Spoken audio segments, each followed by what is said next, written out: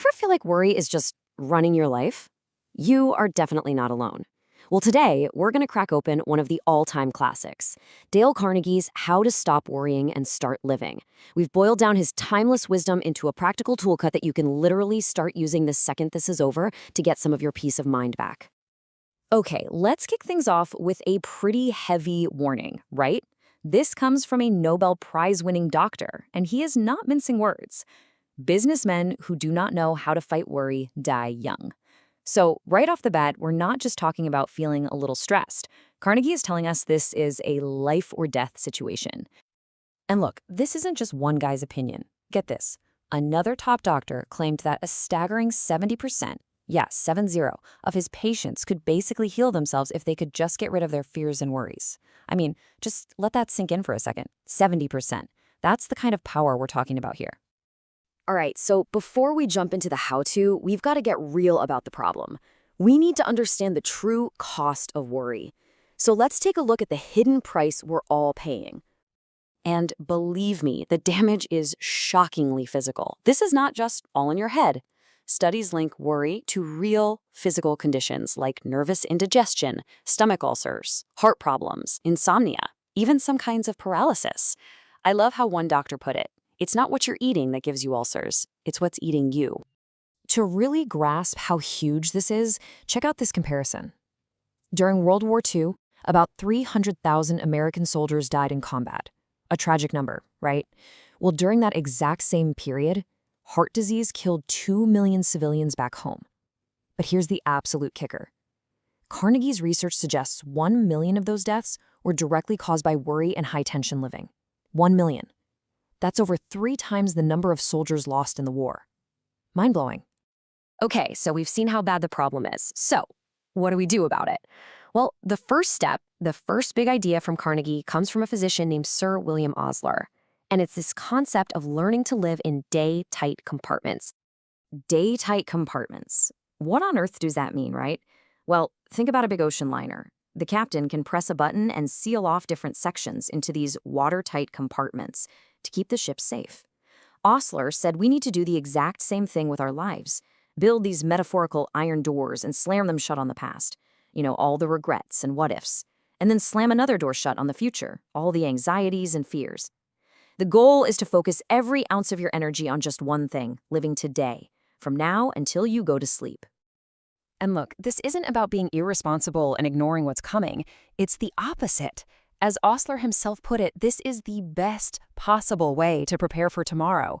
You're building a strong future by laying down one solid, well-lived day at a time. So that's tool number 1. Now, what about when you're in the middle of a full-blown panic? When a problem just feels totally overwhelming? For that, Carnegie gives us our second tool, and he calls it a magic formula for worry. This actually came from an engineer, a guy named Willis H. Carrier, who was facing this business problem that could have totally ruined him. He was panicking, but he came up with this 3-step formula. Step 1.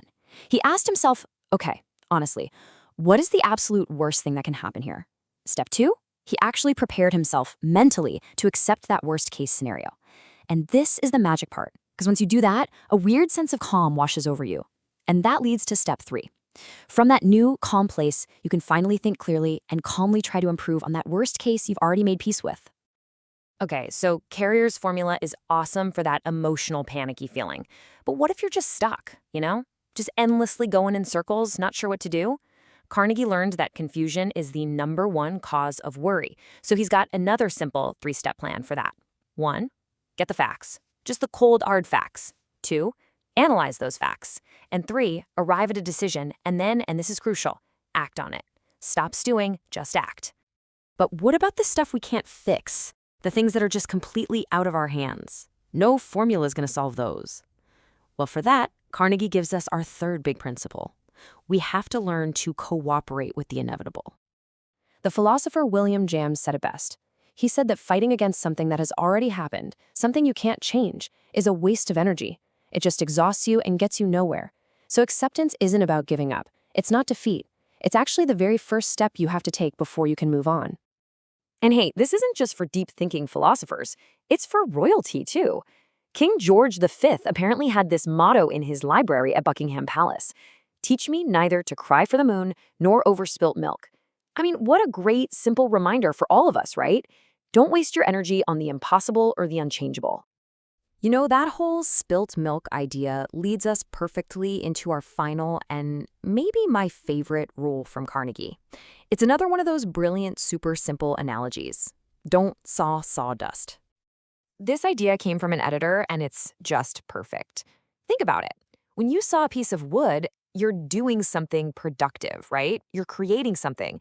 But have you ever tried to saw sawdust? Of course not. It's ridiculous. It's completely pointless. The work is already done. And that is exactly what we're doing when we worry about the past. We are trying to saw sawdust. Carnegie shares this fantastic story about a teacher who really wanted to make this point stick. He brings a bottle of milk into the classroom.